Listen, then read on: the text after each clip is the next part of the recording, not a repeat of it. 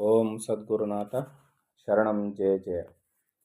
ಓಂ ಸಚ್ಚಿದಾನಂದ ಶರಣಂ ಜಯ ಜಯ. ಎಲ್ಲರಿಗೂ ನನ್ನ ನಮಸ್ಕಾರಗಳು. ಜ್ಞಾನೇಶ್ವರಿ ಗೀತಾಮೃತ ಶ್ರೀಕೃಷ್ಣ ಅರ್ಜುನರ ಸಂವಾದ ರೂಪವನ್ನು ನೋಡ್ತಾ ಇದ್ದೋ. ಅರ್ಜುನನು ಪರಮಾತ್ಮನ ವಿಶ್ವರೂಪವನ್ನು ಸಹಜವಾಗಿ ಕಣ್ಣುಗಳಿಂದ ನೋಡಬೇಕು ಅಂತ ಕೇಳ್ತಾನೆ. ಆಗ ಅರ್ಜುನನು ಈ ರೀತಿಯಲ್ಲಿ ಪ್ರಾರ್ಥನೆಯನ್ನು ಮಾಡಿದಾಗ ಪರಮಾತ್ಮನು ಹೇಳ್ತಾನೆ, ಷಡ್ಗುಣ ಐಶ್ವರ್ಯ ಸಂಪನ್ನನಾದ ಶ್ರೀಕೃಷ್ಣನು ಪ್ರಸನ್ನ ಹೃದಯನಾದನು. ವರ್ಷಾಕಾಲದ ಮೇಘದಂತೆ ಶ್ರೀಕೃಷ್ಣನು ದಯೆ ಎಂಬ ಅಮೃತದಿಂದ ತುಂಬಿದವನಾಗಿ ಅರ್ಜುನನ ಸಮೀಪಕ್ಕೆ ಬಂದನು. ಅಥವಾ ಶ್ರೀಕೃಷ್ಣನು ಕೋಕಿಲೆಯಾದರೆ ಅರ್ಜುನನನ್ನು ವಸಂತ ಋತುವೆನ್ನಬಹುದು. ಪೂರ್ಣಿಮಾ ಚಂದ್ರನ ತುಂಬ ಬೆಳದಿಂಗಳನ್ನು ನೋಡುತ್ತಲೇ ಕ್ಷೀರಸಾಗರವು ಆನಂದದಿಂದ ಆವೇಶದಿಂದ ಉಕ್ಕುವಂತೆ ಅರ್ಜುನನ ಮಧುರವಾಣಿಯನ್ನು ಕೇಳಿದ ಶ್ರೀಕೃಷ್ಣನು ಪ್ರೇಮಾವೇಶದಿಂದ ಉಬ್ಬಿ ಹೋದನು. ಅನಂತರ ಪ್ರೇಮಾವೇಶದಿಂದ ದಯಾಮಯನಾಗಿ ಪ್ರಸನ್ನನಾದ ಶ್ರೀಕೃಷ್ಣನು ಗಂಭೀರ ಸ್ವರದಿಂದ ಹೀಗೆಂದನು. ಮೊದಲೇ ಪ್ರೀತಿಪಾತ್ರನಾದ ಅರ್ಜುನ ಸದ್ಭಕ್ತ. ಆತನು ತನ್ನ ಷಡ್ಗುಣೈಶ್ವರ್ಯ ಸಂಪನ್ನಾದ ಪರಮಾತ್ಮನಲ್ಲಿ ನಿನ್ನ ವಿಶ್ವರೂಪನ ನೋಡಬೇಕು ಅಂತ ಕೇಳಿದಾಗ ಪರಮಾತ್ಮನು ಪ್ರೀತಿಯಿಂದ ಈ ರೀತಿಯಲ್ಲಿ ಹೇಳ್ತಾನೆ, ಹೇ ಅರ್ಜುನ, ಅಸಂಖ್ಯಾತವೂ ಅಪಾರವೂ ಆದ ನನ್ನ ಸ್ವರೂಪವನ್ನು ನೋಡು. ಅರ್ಜುನನು ಶ್ರೀಕೃಷ್ಣನ ಒಂದು ವಿಶ್ವರೂಪವನ್ನು ನೋಡಲು ಇಚ್ಛಿಸಿದ್ದನು. ಆದರೆ ಶ್ರೀಕೃಷ್ಣನು ತನ್ನಲ್ಲಿ ಅನಂತ ವಿಶ್ವವನ್ನು ತೋರಿಸಿದನು. ಸಮರ್ಥನಾದ ದೇವನ ಉದಾರತೆಯು ಅಪರಿಮಿತವೇ. ಯಾರಾದರೂ ಯಾಚಿಸುವುದೇ ತಡ, ಬೇಡಿಕೆಗಿಂತಲೂ ಸಹಸ್ರಾರು ಪಾಲು ಹೆಚ್ಚಾಗಿ ಕೊಡುವನು. ಯಾವ ಗುಪ್ತ ರಹಸ್ಯದ ದರ್ಶನವು ಸಹಸ್ರ ನೇತ್ರಗಳುಳ್ಳ ಆದಿಶೇಷನಿಗೂ ಕಾಣಿಸಲಿಲ್ಲವೋ, ಯಾವ ಗುಪ್ತ ರಹಸ್ಯವನ್ನು ವೇದಗಳು ತಿಳಿಯಲಿಲ್ಲವೋ, ಯಾವ ಸಾಕ್ಷಾತ್ ಲಕ್ಷ್ಮೀದೇವಿಯೂ ಸಹ ದರ್ಶನ ಮಾಡುವ ಸೌಭಾಗ್ಯವನ್ನು ಪಡೆಯಲಿಲ್ಲವೋ, ಅಂತಹ ರಹಸ್ಯವನ್ನೇ ಇಂದು ಶ್ರೀಕೃಷ್ಣನು ಬಹುವಿಧದಿಂದ ಹೊರಪಡಿಸಿ ಭಾಗ್ಯನಿಧಿಯಾದ ಅರ್ಜುನನಿಗೆ ತನ್ನ ವಿಶ್ವರೂಪ ದರ್ಶನವನ್ನು ಕೊಟ್ಟನು. ಎಚ್ಚರದಲ್ಲಿದ್ದ ಪುರುಷನೇ ಸ್ವಪ್ನಾವಸ್ಥೆಯನ್ನು ಹೊಂದಿದಾಗ ಆ ಸ್ವಪ್ನದಲ್ಲಿಯೇ ಇರುವಂತೆ ಶ್ರೀಕೃಷ್ಣನು ಸಹ ಅನಂತ ಬ್ರಹ್ಮಾಂಡವಾದನು. ಆತನು ತನ್ನ ಕೃಷ್ಣರೂಪವನ್ನು ಗುಪ್ತ ಮಾಡಿಕೊಂಡು ಮಾಯೆ ಎಂಬ ತೆರೆಯನ್ನು ತೊಲಗಿಸಿ ತನ್ನ ಯೋಗವನ್ನೆಲ್ಲ ಸ್ಪಷ್ಟವಾಗಿ ಪ್ರಕಟಿಸಿದನು. ಆಗ ಶ್ರೀಕೃಷ್ಣನು ತನ್ನ ವಿಶ್ವರೂಪವನ್ನು ನೋಡುವ ಯೋಗ್ಯತೆಯು ಅರ್ಜುನನಿಗೆ ಇದೆಯೋ ಅಥವಾ ಇಲ್ಲವೋ ಎಂಬ ಯೋಚನೆಯನ್ನೇ ಮಾಡಲಿಲ್ಲ. ಆತನು ಪ್ರೇಮ ವಿಹ್ವಲನಾಗಿ, ಇಗೋ ವಿಶ್ವರೂಪವನ್ನು ನೋಡು ಎಂದನು. ಯಾವಾಗ ಅರ್ಜುನ ಈ ರೀತಿಯಲ್ಲಿ ವಿಶ್ವರೂಪವನ್ನು ನೋಡಬೇಕು ಅಂದನೋ, ಅರ್ಜುನನ ಇಚ್ಛೆಯನ್ನು ಕೇಳಿ ಕೃಷ್ಣ ಪರಮಾತ್ಮನು ಬಹಳ ಸಂತೋಷಪಟ್ಟು ಆತನೂ ಕೂಡ ಮೀಮರೆತು ದೇವತೆಗಳಿಗೂ ಸಾಕ್ಷಾತ್ ಲಕ್ಷ್ಮಿಗೂ ಕೂಡ ಅಸಾಧ್ಯವಾದಂಥ ವಿಶ್ವರೂಪವನ್ನು, ಒಂದು ವಿಶ್ವರೂಪವಲ್ಲ ತನ್ನ ಅನಂತ ರೂಪವನ್ನು ಶ್ರೀಕೃಷ್ಣನು ಅರ್ಜುನನಿಗೆ ತೋರಿಸ್ತಾರಂತೆ.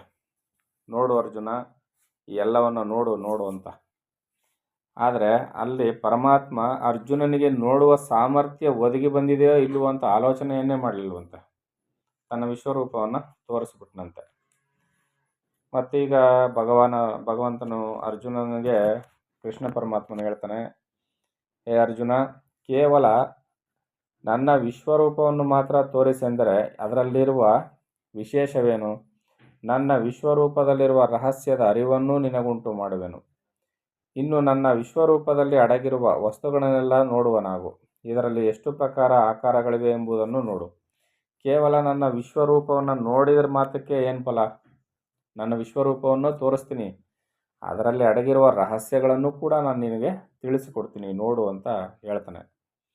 ಕೆಲವು ಅಣುವಾಗಿಯೂ, ಕೆಲವು ಅತಿ ಸೂಕ್ಷ್ಮ ಅತಿ ಸ್ಥೂಲಗಳಾಗಿಯೂ, ಹಲವು ಬಹುವಾಗಿಯೂ ಪುಷ್ಟಗಳಾಗಿಯೂ, ಕೆಲವು ಅಸೀಮವಾಗಿಯೂ, ಕೆಲವು ಚಂಚಲ ಅಚಂಚಲಗಳಾಗಿಯೂ, ಕೆಲವು ರಕ್ತಿ ವಿರಕ್ತಿಗಳಾಗಿಯೂ, ಕೆಲವು ಮಮತೆ ನಿರ್ಮಮತೆಯುಳ್ಳವಾಗಿಯೂ, ಮತ್ತೆ ಕೆಲವು ಪ್ರೇಮ ದ್ವೇಷವುಳ್ಳವಾಗಿಯೂ, ಕೆಲವು ಮಂದ ಚುರುಕು ಸ್ವಭಾವವುಳ್ಳವಾಗಿಯೂ, ಇದರಂತೆ ಬಂಡ, ಗಂಭೀರ, ಲೋಭ, ಉದಾರತೆ, ಕ್ರೋಧ, ಶಾಂತ, ಅಭಿಮಾನ, ನಿರಭಿಮಾನ ಮತ್ತು ದುಃಖ, ಆನಂದ, ಮೌನ, ಗರ್ಜನೆ, ದ್ವೇಷ, ಸ್ನೇಹ, ಸಕಾಮ, ನಿಷ್ಕಾಮ, ನಿದ್ರೆ, ಎಚ್ಚರ, ಜಿತೇಂದ್ರಿಯ, ಅಜಿತೇಂದ್ರಿಯ, ಸಂತುಷ್ಟಿ, ಅಸಂತುಷ್ಟಿ, ಸಶಸ್ತ್ರರು, ಅಶಸ್ತ್ರರು, ಭಯಂಕರ, ಸೌಮ್ಯ, ಅತಿಸ್ನೇಹ, ಅತಿದ್ವೇಷ, ಭೀಷಣಾಕೃತಿ, ಸೌಮ್ಯಾಕೃತಿ,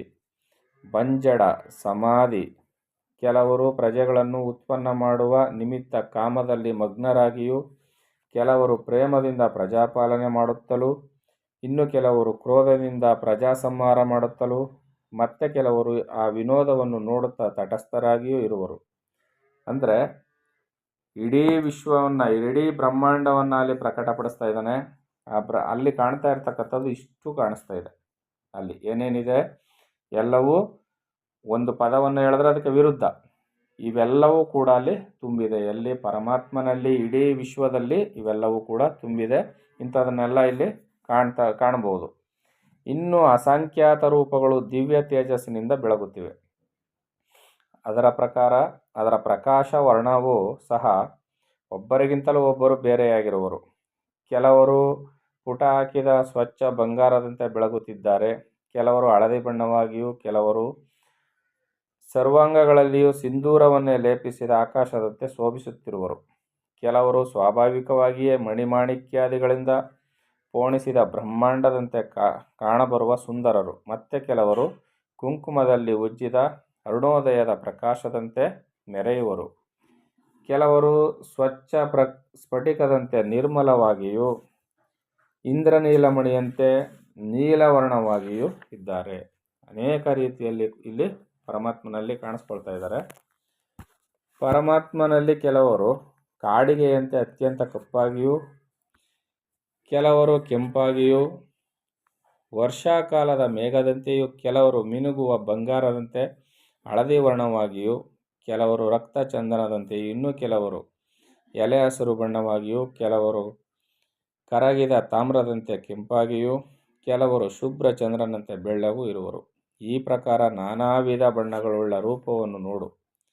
ಇವುಗಳಿಗೆ ವಿವಿಧ ಬಣ್ಣಗಳಂತೆ ವಿವಿಧ ಆಕಾರಗಳು ಇವೆ. ಕೆಲವು ಮನ್ಮಥನನ್ನು ತಲೆ ತಗ್ಗಿಸುವಂತೆ ರೂಪಿನಿಂದಲೂ, ಕೆಲವು ತೆಳ್ಳಗೂ ಕೋಮಲ ಶರೀರದ ಅತ್ಯಂತ ಮನೋಹರವಾಗಿಯೂ ಇವೆ. ಕೆಲವರ ಸುಂದರ ಸ್ವರೂಪವು ತೆರೆಯಲ್ಪಟ್ಟ ಶೃಂಗಾರ ಲಕ್ಷ್ಮಿಯ ಭಂಡಾರವೆಂಬಂತೆ ಕಂಡುಬರುತ್ತದೆ.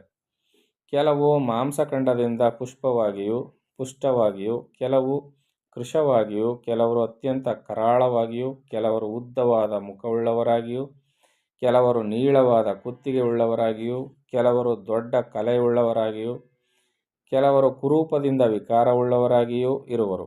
ಈ ಆಕಾರಗಳನ್ನೆಲ್ಲ ನನ್ನ ಶರೀರದಲ್ಲಿ ಕಾಣಬರುತ್ತವೆ. ಪರಮಾತ್ಮನು ಇಷ್ಟೆಲ್ಲವೂ ಇದೆ ನನ್ನಲ್ಲಿ ನೋಡು ಅಂತ ಹೇಳ್ತಾ ಇದ್ದಾನೆ. ಇವೆಲ್ಲ ಇದೆಯಾ ಅಂತ ಅಂದರೆ ಖಂಡಿತವಾಗಲೂ ಇದೆ ಅಂತ ವಸಿಷ್ಠರು ಶ್ರೀರಾಮಚಂದ್ರನಿಗೆ ಯೋಗ ವಾಸಿಷ್ಠದಲ್ಲಿ ಹೇಳಿದರು.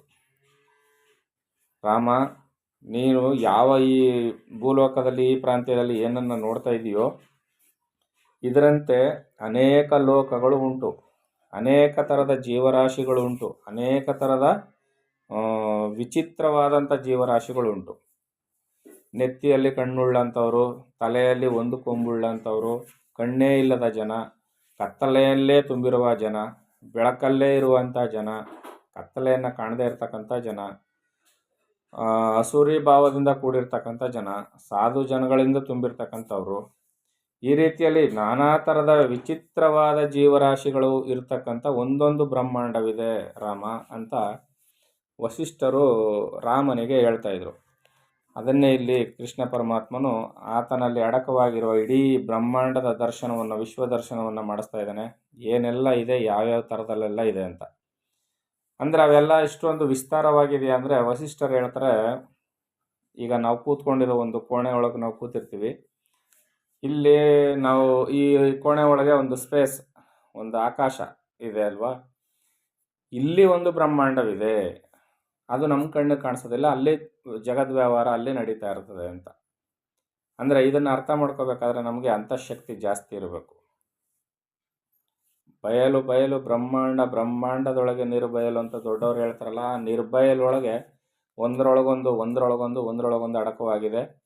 ಅವುಗಳ ವ್ಯವಹಾರ ನಮಗೆ ಗೊತ್ತಾಗೋದಿಲ್ಲ, ನಮ್ಮ ವ್ಯವಹಾರ ಅವಕ್ಕೆ ಗೊತ್ತಾಗೋದಿಲ್ಲ. ಒಂದಕ್ಕೊಂದು ಡಿಕ್ಕಿ ಹೊಡೆದು ಒಂದಕ್ಕೊಂದು ಅಪಘಾತವಾಗೋದಿಲ್ಲ. ಈ ರೀತಿಯಲ್ಲಿ ಸೃಷ್ಟಿ ಅನೇಕ ವಿಚಿತ್ರಗಳಿಂದ ತುಂಬಿರ್ತಕ್ಕಂಥ ಸೃಷ್ಟಿ ಇದು. ಇದನ್ನು ಪರಮಾತ್ಮನು ತನ್ನ ಒಳಗೆ ತನ್ನ ವ್ಯಾಪ್ತಿಯಲ್ಲಿ ಇಟ್ಕೊಂಡಿದ್ದಾನೆ. ಅದನ್ನೆಲ್ಲ ಇಲ್ಲಿ ವಿಶ್ವರೂಪದಲ್ಲಿ ತೋರಿಸ್ತಾ ಇದ್ದಾನೆ. ಇದನ್ನು ಜ್ಞಾನಿಗಳು ಮಾತ್ರ ನೋಡಲು ಶಕ್ಯರು ಅಂತ ಇಲ್ಲಿ ಹೇಳ್ತಾ ಇದ್ದಾರೆ. ಇಂಥ ಒಂದು ದಿವ್ಯ ದರ್ಶನವನ್ನು ಅರ್ಜುನನಿಗೆ ಪರಮಾತ್ಮನ ತೋರಿಸ್ತಾ ಇದ್ದಾನೆ. ಮುಂದೆ ಏನಾಗುತ್ತೆ ಅಂತ ಮುಂದಿನ ಆಡಿಯೋದಲ್ಲಿ ನೋಡೋಣ. ಎಲ್ಲರಿಗೂ ಒಳ್ಳೆಯದಾಗಲಿ. ಓಂ ಸದ್ಗುರುನಾಥ ಶರಣಂ ಜಯ ಜಯ. ಓಂ ಸಚ್ಚಿದಾನಂದ ಶರಣಂ ಜಯ ಜಯ. ಹರಿ ಓಂ ತತ್ಸತ್. ಹರಿ ಓಂ ತತ್ಸತ್. ಹರಿ ಓಂ ತತ್ಸತ್.